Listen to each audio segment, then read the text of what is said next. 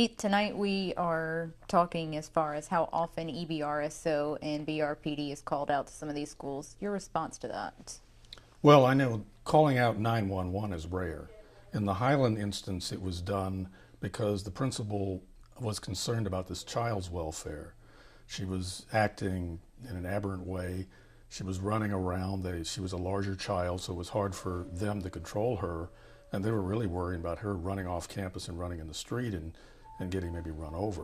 So they called 911 for that reason, to come in and be sure that things were under control there.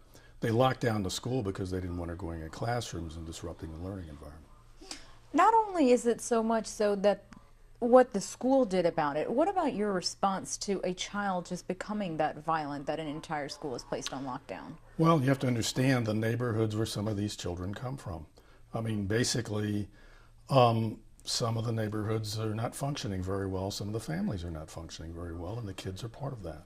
So oftentimes they come to school, some of them anyway, I wouldn't say all the time, but exhibiting behaviors that result from what they're experiencing in their neighborhoods. When you talk about fights on campuses and that kind of thing, oftentimes those disputes began in the neighborhood and they spill over into the school. We can't hermetically seal off the school from these kind of behaviors that come in from the neighborhood. Is that something unusual that a school is placed on lockdown? Most of the times that I'm aware of when we have a lockdown, it's for something in the neighborhood. The police are chasing a suspect or something, and they don't want this person to run into a campus and secrete him or herself in a classroom or something, or endangering that learning environment. But so most of the time that's what it's for. How often do you hear of a school lockdown because of a disruptive student? Rarely, very rarely. We have methods and techniques for dealing with disruptive students, and we utilize them. What are those methods? Well, first off, you don't escalate the thing by getting up in the student's face if the student is up in your face. We have professional development at our level that show teachers how to handle a situation with a student who is emotional, who is acting out in an aberrant way, who is using inappropriate language, and to try to connect with the child, to try to de-escalate that. That's what they're taught to do. So are you saying teachers are trained to deal with disruptive students? What I'm saying is that we have professional development courses specifically for that. Also, if they've gone to schools of education and colleges of education, those kind of classroom management techniques are taught there as well. Okay. In another instance at McKinley High back in April, there was a fight during lunch involving 7 different children involving 7 different people. And in one case, the dean of students got involved and ended up with a busted lip by a 15-year-old student who he was trying to separate from the fight. Your response to that? Well, I mean, I think that's another rare instance where you have a confrontation to the point where adults coming in trying to break the fight up or to protect the children sometimes get hit.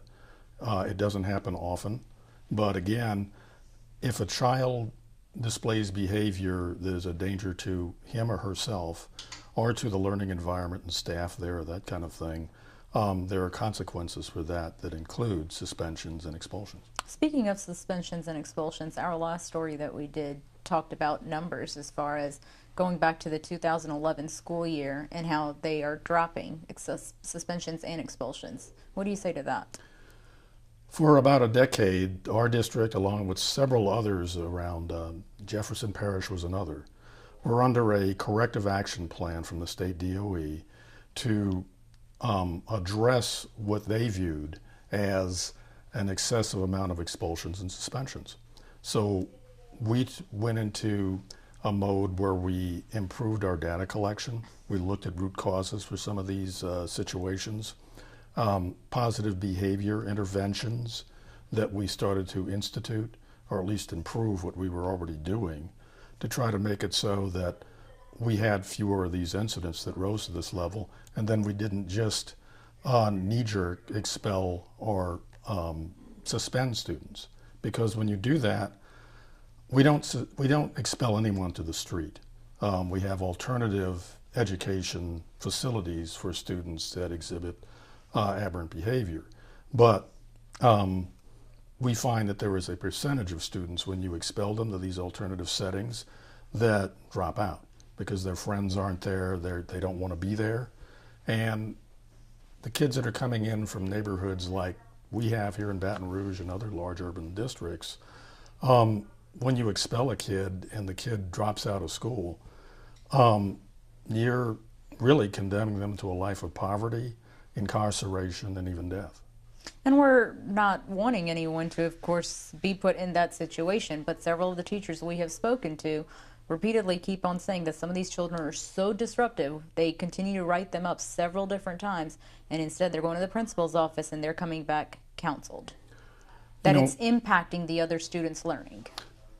I'd have to see specific examples of where a repeat offender, I mean a chronic offender who is not getting better because of the interventions that we have, the positive behavior interventions, are put back in classrooms and are constantly disrupting them. Without a specific example, a school, a date, a time, a teacher that was involved, it's hard for us to answer these allegations. But it's not even one specific incident. Several teachers have been reaching out to us telling us the same thing over and over and over again. Again, we'd have to see specific instances because it is supposed to be the case whereas if a student is a chronic offender and is disruptive to the learning environment and does not improve with the interventions that we have, that they're put in an alternative setting. Several teachers also told us that they feel that administrators, top administrators, such as Dr. Taylor and his staff, are more worried about school performance scores than they are about student performance. We asked Dr. Taylor that, and he never answered. What do you have to say to that? Scores really don't have anything to do with what you're talking about. I mean, how do scores relate to expulsions and suspensions? And that's what a lot of these teachers are telling us, that they are told to try to keep the children in the classrooms and try to reduce suspensions and expulsions because that goes into the school performance scores. That isn't my understanding. I mean, they are told to try to deal with students who exhibit certain behaviors via the professional development training they get and the positive behavioral interventions that they have, the techniques, in order to keep from having to expel these students. Because as I said, there's a percentage that end up dropping out of school when you put them in an alternative setting. But are top administrators ordering or dictating to these teachers not to expel or suspend students? There is no dictation that I know of that's going on like that. No one is saying that you are to keep students who are chronically disruptive to the learning environment in school regardless of anything. No. Okay. We specifically asked for Dr. Taylor to interview on several of these stories. Why is he not interviewing with us? Well, I told you today is a particularly busy day. You know, it's Monday, we're back.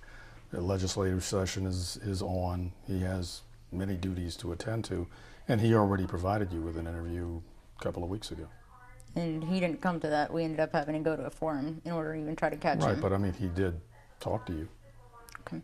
Going back to the two incidents with the 12-year-old at Highland Elementary and the 15-year-old at McKinley, discipline-wise, what happened with those students?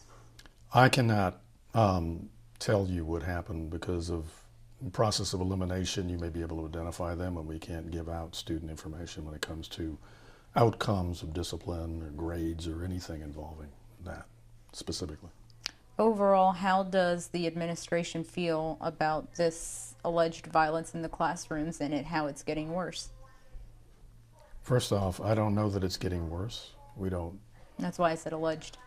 Yeah, I mean, when you say violence in the classrooms, we're handling anything that crops up on different campuses on a case-by-case basis.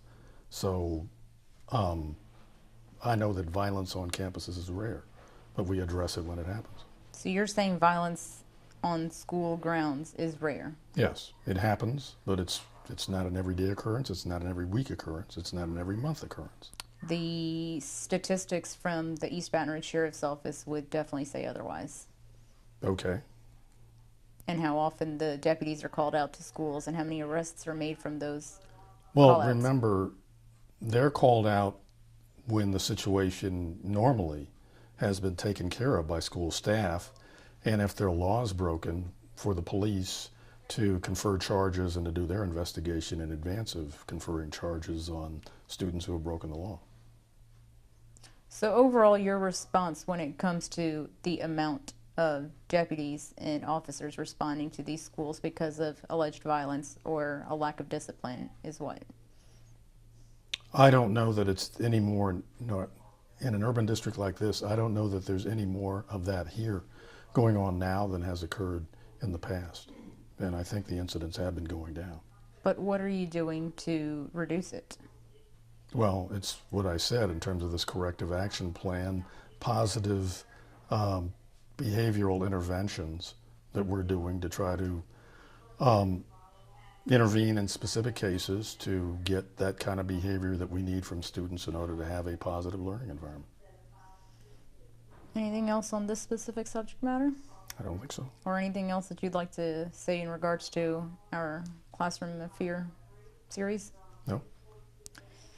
Okay. I also understand that now last week you guys met with the teachers union, right? We met with the head of the teachers union, Michael Hagan, who is a deputy superintendent for instruction, and myself, to just see if there's anything that we could potentially do to make the situation even better in terms of student behaviors. And one of the things we decided to do was look at, are there schools, can we identify schools where we've seen an uptick recently in the number of incidents? And maybe that would tell us maybe something by looking at that a little bit more closely. If there's something systemic going on or something else that we would perhaps be able to address. At this point, though, we don't know if there's anything like that going on that, we would need to do more than what we're currently doing on. And what are you currently doing? Well, I told you about the positive Okay. behavior interventions. I didn't know So if there we was talked about anything in addition to that. that. No, that's what we do. Going into a little more specifics as far as that meeting with the teachers union, are you guys discussing doing some discipline training? We didn't get that far. I mean, we basically just talked about trying to identify pockets, if there are such, or specific schools where we're seeing an uptick in incidents beyond what you would normally expect or what we're seeing in other parts of the district.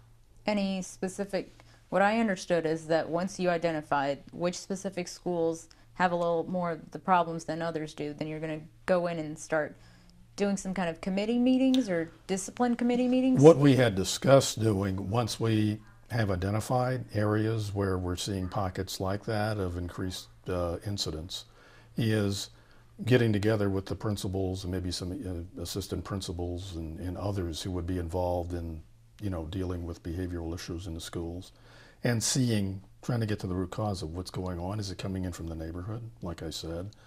Are you guys doing enough on particular campuses in order to deal with this, or are they anomalies that are occurring here or there like you would expect as neighborhoods have issues? And it goes in ebbs and flows sometimes. And through all of these, we're not looking to try to point the finger at the superintendent or law enforcement or one specific person. Obviously, this is a much bigger problem than just the superintendent or law enforcement. But does the top administration acknowledge that there is a problem here within the EBR schools? What we acknowledge is that there are behavioral problems in any large urban school district. Ours isn't any better or worse than any other school district. I've been in 4 major school districts, and it looks similar to me. And there are cases where it's worse if you have organized gang activity and stuff like that, where the consequences are a lot worse and a lot more prolonged. But I haven't seen quite to that degree here. I see isolated incidents here.